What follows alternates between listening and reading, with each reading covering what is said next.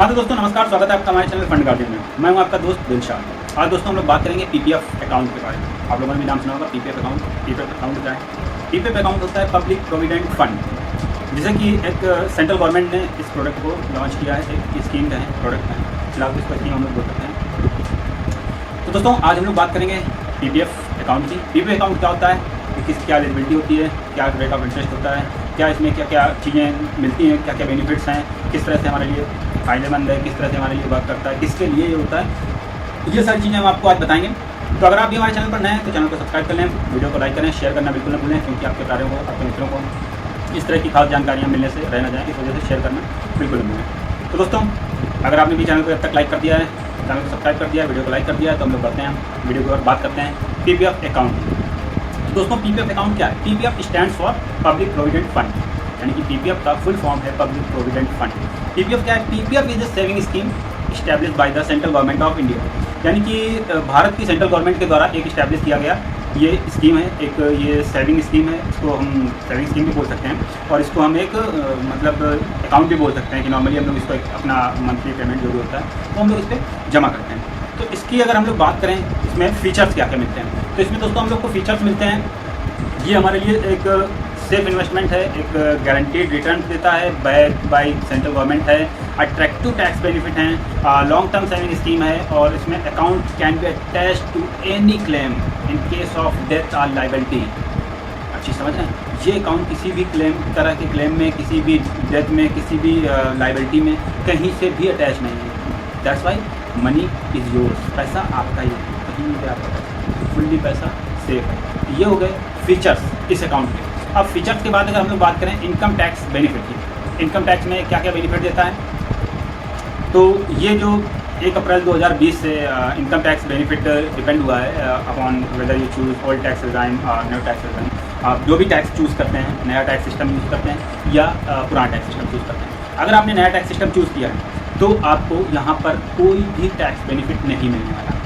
आप बिल्कुल सही सुन रहे हैं, क्योंकि नया टैक्स सिस्टम में वो 7 लाख तक का क्राइटेरिया आ गया, जिसकी सैलरी 7 लाख तक है, उसको कोई भी पैसे नहीं, मतलब कोई भी टैक्स नहीं देना है गवर्नमेंट को। और अगर आप ओल्ड टैक्स सिस्टम चूज़ करते हैं तो ओल्ड टैक्स सिस्टम में जैसा कि था कि 1.5 लाख तक का एटीसी पे रिबेट मिलता था, तो यहाँ भी आप 1.5 लाख तक रुपया जमा करके अपना 1.5 लाख तक में टैक्स का एटीसी के अंदर जो भी टैक्स आपका होता है उसमें आप बेनिफिट ले सकते हैं। तो ये हुआ आपका दोस्तों इनकम टैक्स बेनिफिट। अगर इसमें और भी आपको जानकारी चाहिए इनकम टैक्स से रिलेटेड कि न्यू टैक्स रिजाइन क्या है, ओल्ड टैक्स रिजाइन क्या है, तो उसके लिए मैं अलग से एक वीडियो बना दूँगा, आप प्लेलिस्ट में जाकर देख लीजिएगा। इसके बाद अगर हम लोग दोस्तों बात करें तो इसके बाद बात आती है एलिजिबिलिटी। एलिजिबिलिटी क्या क्या है? भारत का जो एक नागरिक है, इंडिविजुअल नागरिक होता है जो भारत का, वो पीपीएफ अकाउंट कहीं भी ओपन कर सकता है, किसी भी बैंक में, नेशनलाइज बैंक में, कुछ प्राइवेट बैंक भी दे रही हैं इस चीज़ को, बाकी आप जाके जो भी हेड पोस्ट ऑफिस है वहाँ पर भी आप अपना पीपीएफ अकाउंट ओपन कर सकते हैं। इसके अलावा एक पर्सन एक ही अकाउंट अब ऑपरेट कर सकता है, एक पर्सन को एक ही अकाउंट में अलॉट होगा, एक ही अकाउंट को चला सकता है, दूसरा अकाउंट चलाने के लिए उसके पास गवर्नमेंट ने कोई अकाउंट दे रखी है। इसके अलावा अगर आपका चिल्ड्रन है, माइनर है, या आपने किसी गार्जियनशिप ले रखी है, तो आप माइनरशिप में एक अकाउंट चला सकते हैं कि आप माइनर का अकाउंट चला रहे हैं, आप वो माइनर है आपका बच्चा, वो उसको चलाने के अभी लायक एलिजिबल नहीं है, तो आप चला रहे हैं। जैसे ही वो बच्चा माइनर से मेजर होगा, बिफोर 18 साल के बाद, आफ्टर 18 वो अकाउंट ऑटोमेटिक वो ऑपरेट करने लगेगा, आप उससे हट जाएंगे। तो ये है इसमें एलिजिबिलिटी। इसमें अगर आप भारत के नागरिक हैं तो आप अपना अकाउंट ओपन कर सकते हैं, माइनर से किसी का अकाउंट चला रहे हैं तो वो आप चला सकते हैं। इसके अलावा माइनर जैसे ही मेजर होगा वो अपना अकाउंट खुद ही ऑपरेट कर लेगा। और सबसे बड़ी बात इसमें ये है कि कोई भी जॉइंट अकाउंट अलाउड नहीं है, नो जॉइंट अकाउंट अलाउड। मतलब आप एक भी पर्सन को, अपनी बीवी को, भाई को, बच्चे को, किसी को भी ऐड नहीं कर सकते हैं इस अकाउंट में। इसके अलावा अगर हम लोग बात करें NRI, बहुत से लोग यहाँ पर सवाल पूछते हैं कि NRI हैं हम किस तरह से अकाउंट ओपन कर सकते हैं, हमारा क्या है? तो अगर कोई भी पर्सन NRI है तो NRI मतलब समझ रहे हैं आप, non resident Indian, not eligible to open a new PPF account in India. अगर वो NRI हो चुका है तो वो भारत में अपना पीपीएफ अकाउंट ओपन नहीं कर सकता। इसके अलावा अगर वो पीपीएफ अकाउंट ओपन करने से पहले या मतलब NRI होने से पहले उसने पीपीएफ अकाउंट ओपन कर रखा था यहाँ पर भारत में अपने किसी भी बैंक के किसी पोस्ट ऑफिस में, तो वो उस पीपीएफ अकाउंट को ऑपरेट कर सकता है कब तक? जब तक कि वो पीपीएफ अकाउंट मैच्योरिटी डेट पे नहीं आ जाता। जैसे ही वो पीपीएफ अकाउंट मैच्योर हो जाएगा, उसकी मैच्योरिटी हो जाएगी, उसके बाद वो उसको एक्सटेंड नहीं करा सकता, कोई भी एक्सटेंशन अलाउड नहीं होगा। No extension allowed for NRI in PPF account. ये है NRI के लिए। तो इसमें क्या है, उसके पास 2 रीज़न है। अगर वह पीपीएफ अकाउंट खोलने से पहले इंडियन था, पीपीएफ अकाउंट उसने इंडिया में रह के खोला, तो एक काम कर सकता है, वो उस अकाउंट को नंबर एक वो ये कर सकता है कि उस अकाउंट को कंटिन्यू कर सकता है मैच्योरिटी तक। उसके पास इसके अलावा कोई ऑप्शन नहीं है और उसको नॉन रेपिटेशन बेसिस पे वो ऑपरेट करेगा और no extension allowed after maturity. Maturity के बाद उसको कोई भी एक्सटेंशन नहीं मिलेगा। दूसरा ऑप्शन वो है he can prematurely close the account. वो मैच्योरिटी से पहले ही उसको प्रीमेच्योर करा के अकाउंट क्लोज करा सकता है सब्जेक्ट टू सर्टेन कंडीशंस, यानी कि वहाँ पर कुछ सर्टेन कंडीशंस होंगी। उसको टर्म्स एंड कंडीशन तो आपने सुना ही होगा जिसको, तो टर्म्स एंड कंडीशन के बिहाफ पे वो अकाउंट अपना क्लोज करा सकता है। और वो टर्म्स एंड कंडीशन पहले पढ़ लीजिएगा तो समझ लीजिए कि वो चेक कर लीजिएगा सारी चीज़ें पहले क्या टर्म्स एंड कंडीशन होती है, फिर उसके बाद ही आप ये वाला ऑप्शन चूज़ करिएगा। इसके बाद अगर हम लोग बात करेंगे HUF की, HUF तो आप लोग जानते ही हो, ये सिर्फ हमारे भारत देश में हिंदुओं के लिए ये चीज़ अलाउड है, Hindu undivided family. HUF account अगर आपके पास है तो HUF अकाउंट जिसके पास है, हिंदू अनडिवाइडेड फैमिली का जिसने भी अकाउंट ओपन कर रखा है या जो भी HUF का मेंबर है, तो एक लोग का तो अकाउंट होता नहीं है फैमिली में, हमारे क्या बाबा ताऊ सब लोग उसमें ऐड होते हैं। तो अगर हमारे पास HUF अकाउंट है तो ये समझ लीजिए कि HUF अकाउंट वाला बंदा आप ऑपरेट नहीं कर सकता एक भी PPF अकाउंट। उस HUF अकाउंट में अगर उसने मेंबरशिप ले रखी है तो he can not open a PPF account. So account open before 13 मई 2005, 13 मई के पहले अगर उसका अकाउंट ओपन हुआ है तो वो अकाउंट ऑपरेट कर सकता है कब तक, मैच्योरिटी तक। अगर 13 मई 2005 के पहले उसने अकाउंट ओपन कर रखा है तो वो मैच्योर कर सकता है, क्योंकि ये जो इफेक्टिव हुआ था 13 मई 2005 से इफेक्टिव हुआ था कि हिंदू अनडिवाइडेड फैमिली वाले एक भी PPF अकाउंट ऑपरेट नहीं कर सकते हैं। अब अगर 2005 के समय उसने ऑपरेट कर रखा होगा अकाउंट, तो जाहिर सी बात है अभी तक तो सारा कुछ क्लोज हो गया होगा, 15 साल का इसमें होता है पीरियड। तो where can you open PPF account? आप PPF अकाउंट कहाँ ओपन कर सकते हैं? PPF account can be open State Bank of India और इट्स एसोसिएट्स। SBI में आप PPF अकाउंट ओपन कर सकते हैं या उसके एसोसिएट्स में आप PPF अकाउंट ओपन कर सकते हैं। इसके अलावा हेड पोस्ट ऑफिस, जो भी आपके नियर बाई कोई भी हेड पोस्ट ऑफिस है तो आप उस हेड पोस्ट ऑफिस में PPF अकाउंट ओपन कर सकते हैं। इसके अलावा आप कोई भी नेशनलाइज बैंक, कैनरा बैंक के अलावा यूको बैंक के अलावा और कई सारी बैंक हैं जो नेशनलाइज बैंक हैं, वहाँ पे आप जाकर अपना PPF अकाउंट ओपन करा सकते हैं। इसके अलावा कुछ प्राइवेट बैंक्स भी आपको PPF अकाउंट ओपन करने का ऑप्शन दे रही है, जैसे कि ICICI बैंक इस समय आपको PPF अकाउंट ओपन करने का ऑप्शन दे रही है। इसके अलावा हम लोग बात करेंगे इसमें अमाउंट कितना डिपोजिट हो जाता है। तो अगर दोस्तों हम लोग बात करें मिनिमम डिपोजिट रिक्वायर्ड पर फाइनेंशियल ईयर 500 रुपीज़, यानी कि एक फाइनेंशियल ईयर में कम से कम आप 500 रुपये जमा कर सकते हैं। दोस्तों आप समझा रहे हैं, आप भी PPF अकाउंट ओपन कर सकते हैं, तो ओपन करके आप 500 रुपये मिनिमम एक साल में जमा ही कर सकते हैं। बड़ी बात नहीं है, हम लोग तो मंथली जमा कर सकते हैं, बहुत सारे लोग डेली बेस पे भी 500 रुपये जमा कर सकते हैं, तो अपने अपने डिपेंड करता है सोर्स ऑफ इनकम। इसके अलावा अगर हम लोग मैक्सिमम डिपॉजिट की बात करें, जो मैक्सिमम डिपॉजिट है इसमें मैक्सिमम डिपॉजिट अलाउड है एक फाइनेंशियल ईयर में 1.5 लाख रुपये। 1.5 लाख रुपये से आप 1 रुपये भी ज़्यादा डिपॉजिट नहीं कर सकते हैं PPF अकाउंट में। इसके अलावा जो डिपॉजिट अमाउंट होना चाहिए वो होना चाहिए 50 के मल्टीपल में, 50 के मल्टीपल में डिपॉजिट अमाउंट होना चाहिए। इसके अलावा हम लोग बात करें तो डिपॉजिट अमाउंट एक लमसम में या इंस्टॉलमेंट में आप जमा कर सकते हैं। PPF अकाउंट आपको ये भी बेनिफिट दे रहा है कि आपको ये ज़रूरी नहीं कि आप सालाना में ही जमा करें या आप मतलब एक मुश्त ही जमा करें लमसम अमाउंट ही, ऐसा कुछ नहीं है। आप इसको इंस्टॉलमेंट पे भी जमा कर सकते हैं, मंथ पे जमा कर सकते हैं, 6 मंथ पे जमा कर सकते हैं, तिमाही में जमा कर सकते हैं, जिसको हम लोग क्वार्टरली बोलते हैं, या ईयरली तो आप जमा ही कर सकते हैं। तो ये था दोस्तों यहाँ पर डिपॉजिट अमाउंट के बारे में। अगर आप इसके बेस्ट टाइम को जानना चाहते हैं कि डिपॉजिट अमाउंट जमा करने का मतलब PPF में अपना पैसा जमा करने का सबसे बेस्ट टाइम कौन होता है, तो with PPF remember the financial year 1 April to 31 March concept for deposits, यानी कि आप जैसे ही फाइनेंशियल ईयर स्टार्ट होता है 1 अप्रैल, आप जानते हैं 31 मार्च में खत्म हो जाता है। 1 अप्रैल 31 मार्च के बीच में हमारा जो फाइनेंशियल ईयर स्टार्ट होता है उसके बीच में हम डिपॉजिट का आपको कॉन्सेप्ट बताएंगे। कॉन्सेप्ट क्या है? Amount deposit at the beginning of the financial year, यानी कि आपका जैसे ही फाइनेंशियल ईयर स्टार्ट होता है आप उसके बिगिनिंग में ही, शुरुआत में ही आप अपना पैसा जमा करते हैं। उसके भी बेनिफिट हैं, अपने अलग बेनिफिट कि अगर आप ज़्यादा मोर इंटरेस्ट अर्न करना चाहते हैं then the amount deposit towards the end of the financial year, जो कि लास्ट में जमा करने से बेहतर होता है। कि आपने सोचा अरे यार मैं तो फाइनेंशियल ईयर के एंड में जमा करूँगा, मार्च में कराऊँगा, जो भी कराना है मार्च लास्ट में कराऊंगा, पैर में कराऊंगा, ऐसा कुछ नहीं है दोस्तों। आप जो भी आपको करना है, कोई भी आपको मतलब इन्वेस्टमेंट करना है तो भी आप फाइनेंशियल ईयर के फर्स्ट में जमा करने या आपको PPF में अकाउंट में अगर कुछ भी जमा करना है तो फाइनेंशियल ईयर के फर्स्ट मंथ अप्रैल मंथ के 1 तारीख से 5 तारीख के बीच में आप अपना अमाउंट डिपॉजिट करें। इससे बेनिफिट क्या होगा? कि आपको पूरे साल का इंटरेस्ट काउंट होगा। जब आपको लास्ट में भी करना है तो आपके 11 महीने का पूरा इंटरेस्ट खत्म होता है, क्योंकि इसमें कंपाउंडिंग हर मंथ में जमा करता है, उसमें भी मैं आगे आऊँगा दोस्तों। इसके अलावा आप अगर ईयरली जमा करना चाहते हैं, if you are planning to deposit yearly then 1st to 5th of April, अगर आप सालाना जमा करने का प्लान कर रहे हैं कि मैं हर साल पैसा जमा करूँगा, तो आप 1 से 5 अप्रैल के बीच में अपना पैसा जमा कर सकते हैं। इसके अलावा अगर हम बात करें प्लानिंग कर रहे हैं, अगर आप if you are planning to deposit monthly, तो 1 से 5 डेट तो सेम ही रहेगी, मगर हर महीने, यानी कि अगर आप महीने को जमा करने की कोशिश कर रहे हैं कि हर महीने मैं इंस्टॉलमेंट में अपना पीपीएफ अकाउंट में पैसा जमा करूँ, तो 1 से 5 बस याद रखिएगा, यानी कि 1 तारीख से 5 तारीख आपको याद रखनी है, ईयरली में, अप्रैल में और मंथली में, हर महीने 1 से 5 आपको जमा कर देना है। हर महीने इंटरेस्ट हमें काउंट होता है, हमें मोर इंटरेस्ट मिलता है। इसके अलावा अगर हम लोग बात करें कि आप प्लान कर रहे हैं कि हमें क्वार्टरली जमा करना है, क्वार्टरली बेस में, तो भी आपको 1 से 5 की डेट याद रखनी है, बट क्वार्टरली में 1 से 5 अप्रैल, अगला क्वार्टर जुलाई, अगला क्वार्टर अक्टूबर, उसका अगला क्वार्टर जनवरी। तो यानी जहाँ से हमारा फाइनेंशियल स्टार्ट होता है वहीं से काउंट करेंगे, अप्रैल, देन जुलाई, देन अक्टूबर, देन जनवरी।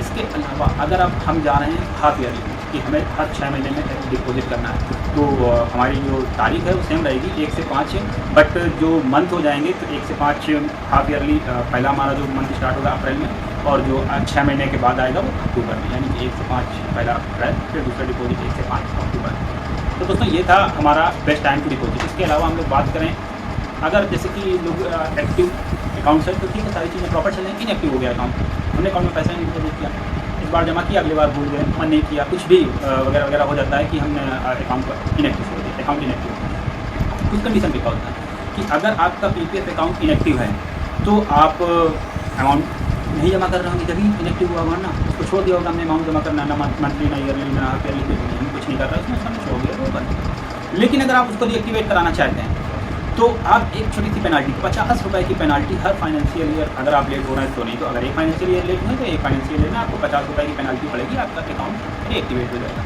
दोस्तों यहाँ पर भी बहुत अच्छा बेनिफिट दे रहा है आपको सेंट्रल गवर्नमेंट की स्कीम, इतना अच्छा बेनिफिट दे रही है कि आपने अगर रीएक्टिवेट कराना है या आपका रीएक्टिवेट हो गया था, अकाउंट इनएक्टिव था, तो आप उसको 50 रुपये की पेनाल्टी देकर फिर से रीएक्टिवेट करा सकते हैं। रीएक्टिवेट कराने के लिए अपने एक अलग फ़ायदे हैं, वो क्या है मैं उस पर भी आ रहा हूँ। अगर आपने इसको रीएक्टिवेट नहीं कराया तो इसमें क्या होगा कि आपका जो भी इंटरेस्ट वाला था या जो भी स्कीम में बेनिफिट्स थे वो एज इट इज़ कंटिन्यू रहेंगे आपकी मैच्योरिटी। आपने कुछ अमाउंट जमा किया होगा, उस अमाउंट पे कंपाउंडिंग इंटरेस्ट ऐड होता रहता है, और आपके मैच्योरिटी पे आपको जो अमाउंट बन रहा होगा वो मिल जाएगा। तो इसका एक अपनी जो बेनिफिट है कि रीएक्टिवेट आप ना भी कराएं तो भी आपको ये अपने पूरे बेनिफिट देगा, जो कि बेनिफिट आपको मिलना चाहिए। उसके अलावा अगर ये आपने इनएक्टिव करा लिया तो फ़ायदे भी हैं, अगर इनएक्टिव नहीं कराया तो आप इसमें जो ऑप्शन होता है एक लोन का और एक प्री मतलब विड्रॉल का, जो पार्सल विड्रॉल ऑप्शन जिसे हम लोग बोलते हैं, तो इसमें जो एक 2 ऑप्शन आपको मिल रहे होते हैं, एक लोन का, एक पार्सल विड्रॉल का। तो अगर आपका अकाउंट इनएक्टिव है तो ठीक है, अगर आपका अकाउंट इनएक्टिव है तो दिक्कत है, रीएक्टिवेट करा लीजिए। अगर रीएक्टिवेट नहीं कराया है तो आपको लोन और पार्सल विड्रॉल की सुविधा नहीं मिलेगी। आप उसको बिल्कुल भूल जाइए कि आप इस पर लोन ले भी सकते हैं या आप इसको पार्सल विड्रॉल की सुविधा भी ले सकते हैं, पहले से विड्रॉल कराना। अब हम लोग बात करेंगे इंटरेस्ट की, इस पर इंटरेस्ट कैसे मिलता है। तो जो इस पर इंटरेस्ट मिलता है वो हर महीना जो आता है ना कैलेंडर में, हर मंथ के एंड में कंपाउंडिंग इंटरेस्ट कैलकुलेट होता रहता है। इसके अलावा अगर हम लोग बात करें तो monthly interest is calculated on the lowest balance of the account between the close of 5th day and the end of month, मतलब महीने के आखिरी में और शुरुआत में 5 तारीख तक जो भी आपका इंटरेस्ट कैलकुलेट होता है वो आपका मंथली इंटरेस्ट कुल कैलकुलेट होता है। अब इंटरेस्ट रेट की बात यहाँ पर करेंगे दोस्तों। बहुत सारे लोग हैं हमारे यहाँ पर जो इंटरेस्ट रेट के बारे में भी पूछते हैं कि भाई पीपीएफ में क्या रेट ऑफ इंटरेस्ट मिल रहा है। तो पीपीएफ में जो रेट ऑफ इंटरेस्ट मिल रहा है तो वो करंट अकाउंट, अगर कल करंट हम लोग इंटरेस्ट रेट की बात करेंगे, जो करंट रेट ऑफ इंटरेस्ट चल रहा है वो 7.10 चल रहा है पीपीएफ में, 7.10 करंट रेट ऑफ इंटरेस्ट चल रहा है। अब कुछ बैंकें 1-2 पॉइंट में डिफरेंस दें तो वो मैं बात नहीं कर सकता, बाकी करंट रेट ऑफ इंटरेस्ट चल रहा है सेंट्रल गवर्नमेंट की तरफ से वो 7.10। और ये जो रेट ऑफ इंटरेस्ट होता है तो ये सेंट्रल गवर्नमेंट की सारा कुछ नियत करती है। इसके अलावा जो इसकी कंपाउंडिंग फ्रीक्वेंसी है उसके बारे में आप भी जानते होंगे। तो पीपीएफ अकाउंट कंपाउंड्स एनुअली, तो पीपीएफ अकाउंट होता है वो आपको एनुअली कंपाउंड्स देता है। Interest earned every month during the financial year will be credited to the account at the end of financial year. तो जो हमारा ये पीपीएफ अकाउंट होता है वो हर मंथ कैलकुलेट करता है, हर मंथ के एंड में कैलकुलेट करता है आपका इंटरेस्ट, बट वो आपको क्या है कि आपको एक समय में जब फाइनेंशियल ईयर क्लोज होता है तो उस समय पे हम आपको एंड में पूरा देते हैं कि ये आपको इंटरेस्ट इस पर मिला। इसके अलावा अगर हम लोग इस पर लोन की बात करें, लोन की फैसिलिटी क्या है, कैसे मिलती है, बहुत सारे लोग सवाल करते हैं कि सर इस पर लोन की क्या सुविधा है। आपने लोन के बारे में बताया था, लोन क्या है, कैसे क्या मिलता है। तो लोन फैसिलिटी अवेलेबल है इसमें, लेकिन वो 3rd फाइनेंशियल ईयर से 6th फाइनेंशियल ईयर के बीच में ही मिलती है। 1 साल, 2 साल, 3 साल, आपने 3 फाइनेंशियल ईयर गुजार दिए पीपीएफ अकाउंट में पैसे जमा करके, 3 साल आपका अकाउंट पुराना होगा तो आप लोन के लिए एलिजिबल हैं। और इस पर क्या है कि आपका अकाउंट एक्टिव होना चाहिए, अगर इनएक्टिव हुआ तो आप क्वालिफाई नहीं करेंगे। ये भी समझ लीजिए, बीच में आपका एक बार डिलीट हुआ है, कुछ भी हुआ है तो आप इनएक्टिव हैं अगर, तो आप क्वालिफाई नहीं करेंगे। और जो उसका लोन अमाउंट होता है वो 25% आपको मिलता है, जो भी आपका अमाउंट अकाउंट बैलेंस प्रेजेंट होता है उस समय पे, तीसरे साल या चौथे साल जो भी आपका अकाउंट बैलेंस होगा उस समय, 50 लाख हो, 10 लाख हो, 2 लाख हो, 1 लाख हो, उसका 25% आपको लोन मिल जाएगा, तो आप उसके लिए अवेलेबल हैं। इसके अलावा तो इसमें क्या सुविधा है कि जो interest will be the rate of interest जो होगा आपका 1% लगेगा आपका पर एनम, ठीक है। पर एनम आपको 1% रेट ऑफ इंटरेस्ट देना है, और फर्स्ट डे से मंथ के आपको ये चीज़ लगेगी कि 1% रेट ऑफ इंटरेस्ट मिलेगा, और आपको 36 महीने मैक्सिमम इंस्टॉलमेंट पे मिलेंगे, यानी कि 3 साल आपको मिलेंगे पैसे इंस्टॉलमेंट में देने के लिए।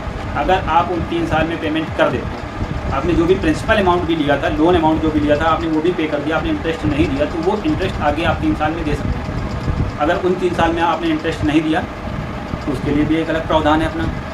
तो आपको क्या करना होगा कि अगर आपने 3 साल जो पहले शुरू में आपने चलाया पेमेंट, 3 साल के लिए आपने किस्तें कराई, और 3 साल में आपने सिर्फ लोन अमाउंट ही दिया, आपने सिर्फ प्रिंसिपल अमाउंट दिया, आपने कोई इंटरेस्ट नहीं दिया, तो आपको आगे 3 साल की सुविधा मिल जाएगी। 3 साल में आप अपना जो इंटरेस्ट बन रहा था वो पे कर दीजिए। अगर आपने वो पे नहीं किया तो आपका आउटस्टैंडिंग दिखाएगा, और आउटस्टैंडिंग दिखाने के साथ आप और कोई भी लोन लेने के लिए एलिजिबल नहीं रहेंगे जब तक कि मैच्योरिटी नहीं हो जाएगी या फिर आप वो उस लोन को क्लियर नहीं करेंगे। ये दोनों ऑप्शन हैं। इसके बाद इसमें एक ऑप्शन आता है पार्सल विड्रॉ का, अभी बात की पार्सल विड्रॉल की।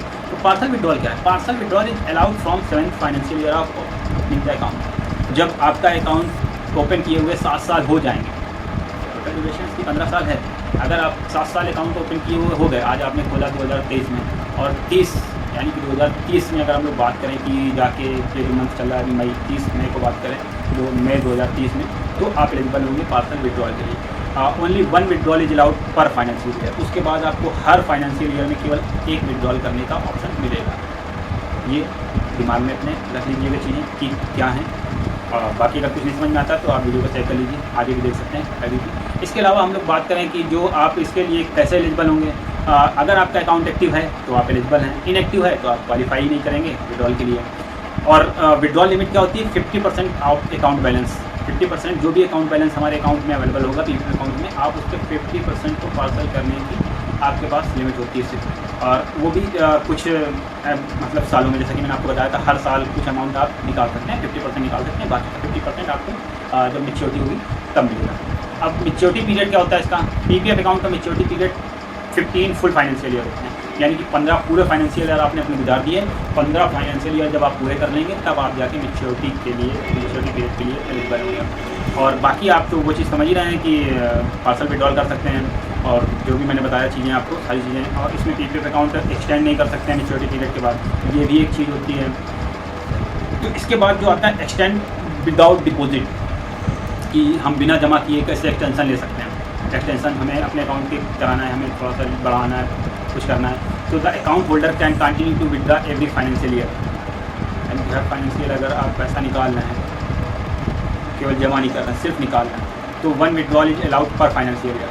हर फाइनेंशियल ईयर पे आपको 1 विड्रॉल अलाउड होगा। इसके अलावा there is no limit on the withdrawal amount, और विड्रॉल अमाउंट की यहाँ पर कोई लिमिट नहीं होगी कि आप इतना ही निकाल सकते हैं। ये है एक्सटेंशन विदाउट डिपॉजिट। और the amount remaining in the account will continue to earn interest. और जो आपका बचा हुआ अकाउंट में अमाउंट होगा, आपके पीपीएफ अकाउंट में जो भी अमाउंट बचा हुआ होगा, रिमेनिंग अमाउंट, वो आपका इंटरेस्ट क्वालिफाई करता रहेगा। उसमें हर साल जो कंपाउंडिंग इंटरेस्ट होता है वो आपको मिलता रहेगा। अब इसके बाद एक ऑप्शन और होता है एक्सटेंशन विद डिपॉजिट। अगर आप डिपॉजिट कर रहे हैं तो फिर आपको कैसा एक्सटेंशन मिलेगा?